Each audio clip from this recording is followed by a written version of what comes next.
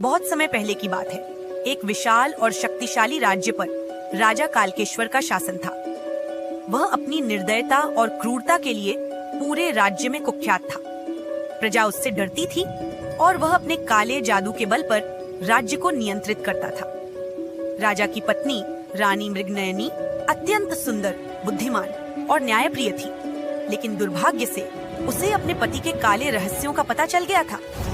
रानी मृगनयनी को यह मालूम हुआ कि राजा कालकेश्वर ने सत्ता के लालच में अपने ही भाई राजकुमार विक्रम को धोखा देकर एक जादुई तोते में उसकी जान कैद कर दी थी।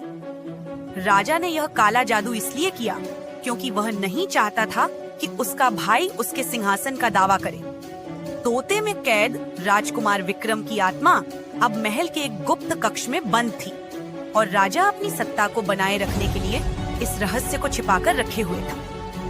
रानी मृगनयनी को जैसे ही इस सच्चाई का पता चला, राजा ने उसे बंदी बना लिया ताकि वह यह रहस्य किसी और को न बता सके। लेकिन रानी मृगनयनी के पास एक दिव्य शक्ति थी। वह अपनी आत्मा को महल से बाहर भेज सकती थी और दूसरों से संवाद कर सकती थी। एक रात जब राजा सो रहा था, रानी ने अपनी आत्मा को एक ज्ञानी ब्राह्मण के पास भेजा जो जंगल में तपस्या कर रहा था। रानी की आत्मा ने ब्राह्मण से विनती की, हे महात्मा, मेरे पति ने न केवल मुझे बंदी बनाया है बल्कि उसने अपने ही भाई को एक जादुई तोते में कैद कर रखा है। कृपया मेरी और विक्रम की मदद करें। ब्राह्मण ने यह सुनकर सहायता का वचन दिया और जंगलों के रास्ते राजा कालकेश्वर के महल की ओर प्रस्थान किया। रास्ते में उसे एक दूसरा ब्राह्मण मिला जो अपने जादुई ज्ञान के लिए प्रसिद्ध था। उस ब्राह्मण ने ब्राह्मण को एक ताबीज दिया और कहा, यह ताबीज तुम्हारी सुरक्षा करेगा और तुम्हें क्रूर राजा के काले जादू से बचाएगा। इसके बिना राजा को हराना असंभव होगा। ताबीज लेकर ब्राह्मण राजा के महल में पहुंचा। महल में घुसते ही उसे वहां की काली शक्तियों का आभास हुआ, लेकिन ताबीज ने उसकी रक्षा की।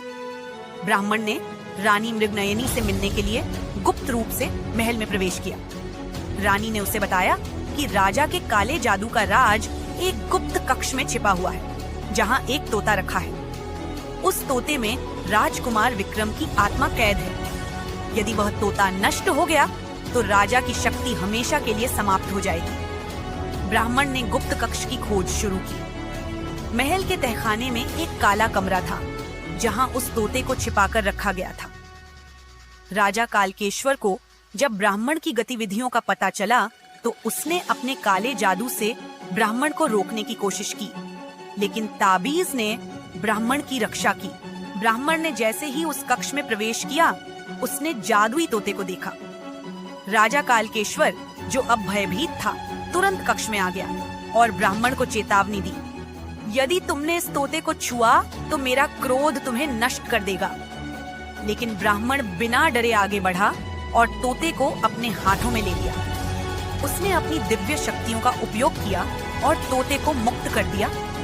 जैसे ही तोता आजाद हुआ, राजकुमार विक्रम की आत्मा भी मुक्त हो गई और राजा कालकेश्वर की सारी शक्तियां नष्ट हो गई। राजा अपने ही काले जादू का शिकार हो गया और उसी क्षण उसकी मृत्यु हो गई। रानी मृगनयनी और राजकुमार विक्रम अब आजाद थे। विक्रम ने राज्य की बागडोर संभाली और न्यायपूर्ण शासन स्थापित किया। रानी मृगनयनी ने भी प्रजा के साथ मिलकर राज्य को फिर से समृद्ध बनाया। राजा कालकेश्वर के अंत के बाद राज्य में शांति और न्याय लौट आया और ब्राह्मण का आभार व्यक्त करते हुए रानी और विक्रम ने अपने जीवन को नए सिरे से शुरू